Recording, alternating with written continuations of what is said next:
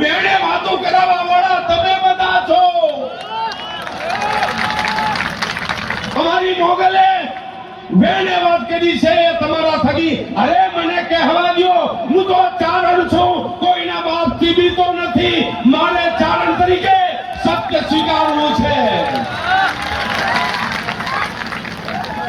મારે સત્ય સ્વીકારવું છે અને સત્ય મારે એ કહેવું છે કે છેલ્લી કેટલી પેઢીઓથી અમે જ્યારે તરવાડો આપીએ ત્યારે અમારો રાવણ દેવ, અમારો ડાકલિયો, અમારો પાવડિયો આવે એટલે મોગલના થડા પાસે એને માચી નાખી અને બેહાડવો પડે. બાપા દેવ બેહો બેહો, હવે ડાક મારો તો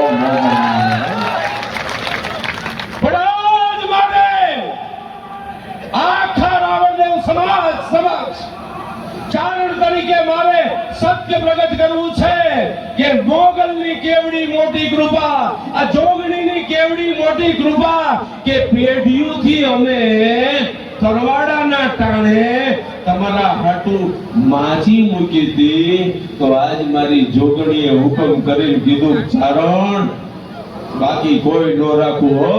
તે કાયમ અહીંયા માજીયું મૂકી અને અમારા રાવણદેવને બેહાડીને ડાકલિયાને બોલાવ્યો તો, પાવડિયાને બોલાવ્યો તો.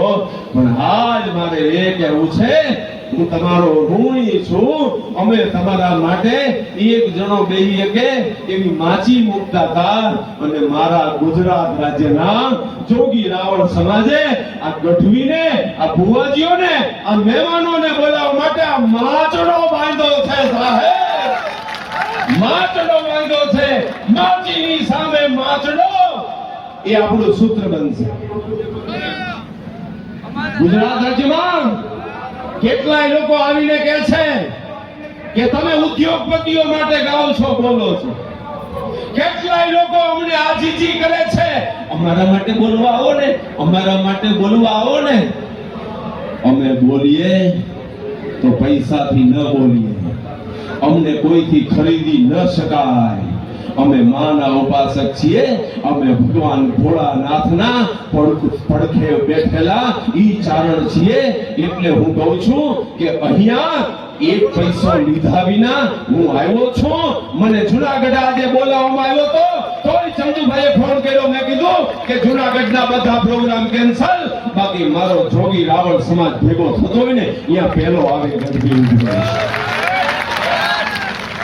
મિત્રો કારણ કરતા હરતા શ્રી હિંકારી કાલી કાલ લઈ અણકો મારી સુજી જેગરા સુસર નાડી જગની મોવણ જો જમધારી ઉન્ને વાટમણ કર ધોતું દોરલા કૃષ્ણ કુંજા કંદલ કમડા અંજરા તલા ધામુડા ચડલા ભીટા ભીડ ભૂવાલા વિમલા સુગા શિવા જય આસલી અંગા પ્રિયા ફડંબાર આનંબા પિશાચણી સાગણી નદીવંબા ધારા ધીજે અવનંબા સંગારિકા શારદા સમિયા ત્રિપુરા તારણી તારા દરિયા ઓહમ સોહમ અખિયા અભિયા આય અજિયા બીજિયા ઓમિયા હાય માં જોગણી આજે ચારણ તરીકે આખે આખો ગાંધીનગરની છાતીની માથે ભેગો થયેલો આ યોગી રાવણ સમાજ માટે માંગુ છું, હે માં રાતે નો વધે એટલી દિવસે દિવસે નો વધે એટલી રાતે તું કીર્તિ વધારજે, તું સુખ વધારજે.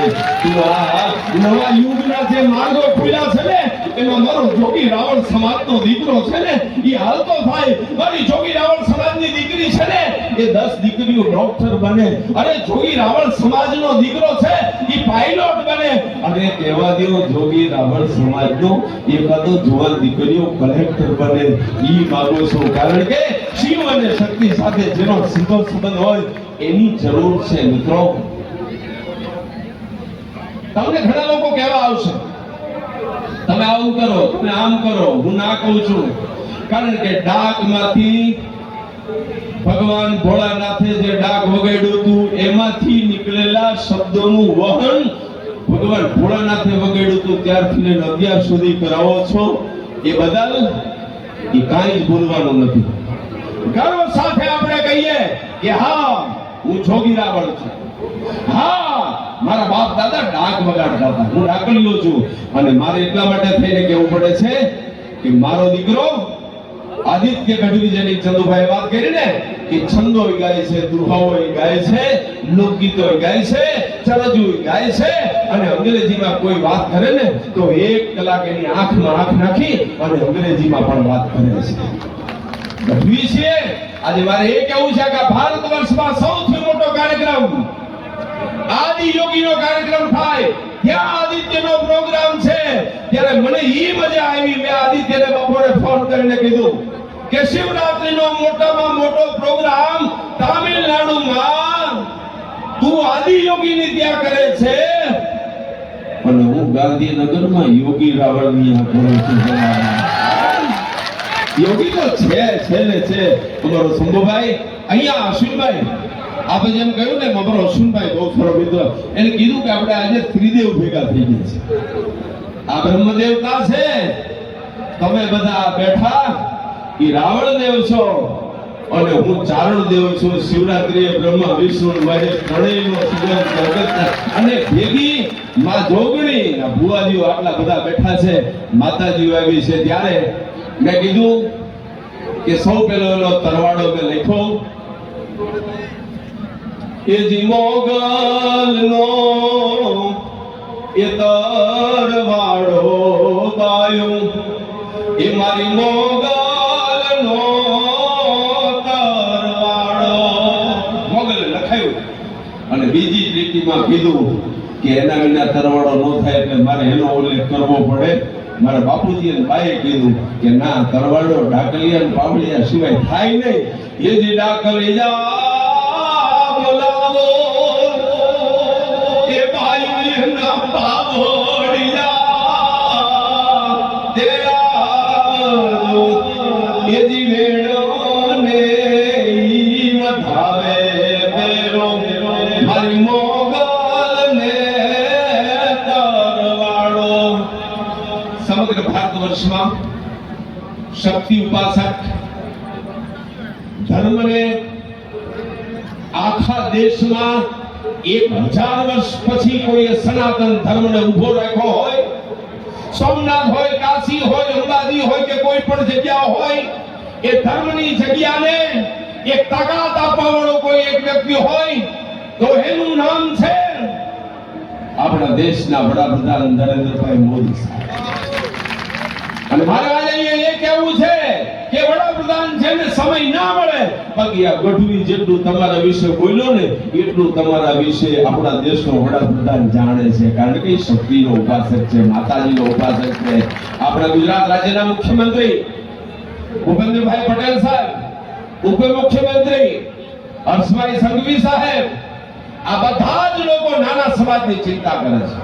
ત્યારે હું અહીંયા પ્રમુખશ્રીને, લાલાભાઈને, અમારા આખા તમારા ટ્રસ્ટને, ચંદુભાઈને, મારો પડોશી શંભુભાઈને અને આખા સમાજ વચ્ચે કહું છું, તમારા સમાજના શિક્ષણ માટે, તમારા સમાજના આરોગ્ય માટે, તમારા સમાજના ઉત્થાન માટે તમે જ્યાં કહેશો ત્યાં શિવરાત્રીએ માતા જોગણીની હાજરીમાં યોગેશ ગઢવી કહું છું, જ્યાં કહેશો ત્યાં હું ખુલ્લે પગે આવીને ઉભો રહીશ.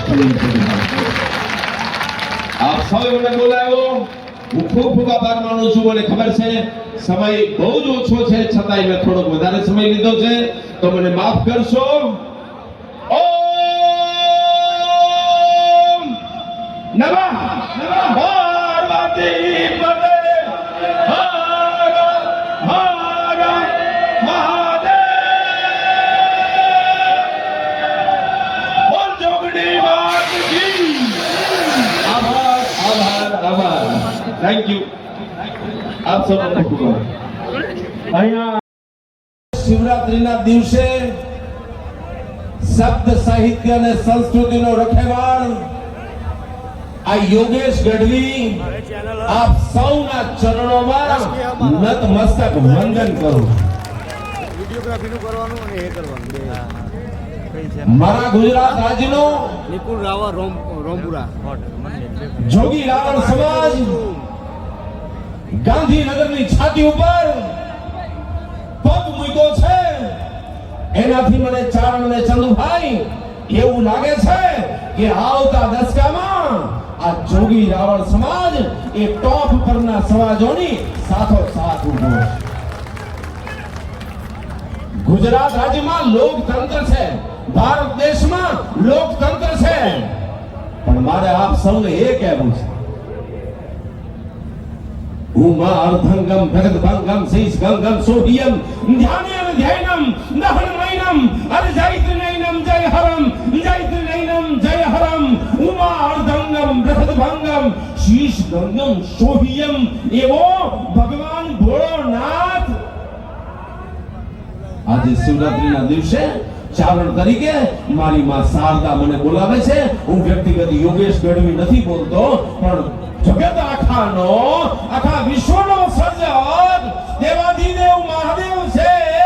એને જે દિવસે માં ઉમા સાથે વાત કરવાની ઈચ્છા થાય ને, ત્યારે મારા જોગી રાવળ સમાજના આપ સૌ ઉપસ્થિત ભાઈઓ બહેનો સાંભળી લેજો. દેવાધિદેવ મહાદેવને જે દિવસે માં ઉમા સાથે વાત કરવાની ઈચ્છા થાય ને, ત્યારે એનું ડાક ડમર વાગે છે અને એનું અને માં ઉમાની પરંપરાને આજ સુધી ટકાવી રાખવા વાળું ગૌરવશાળી એક જે આપણી પરંપરા છે એનું નામ છે એ મારો આ જોગી રાવળ સમાજ છે. ચંદુભાઈ, લાલાભાઈ, આપણું આપવાનું કઈ રીતે અશ્વિનભાઈ, મારા આખા સમાજ એવું છે. અમે પેઢીઓ કેટલી પેઢીઓ થઈ એ યાદ નથી, પણ અમારી માને જયારે અમારે બોલાવવાની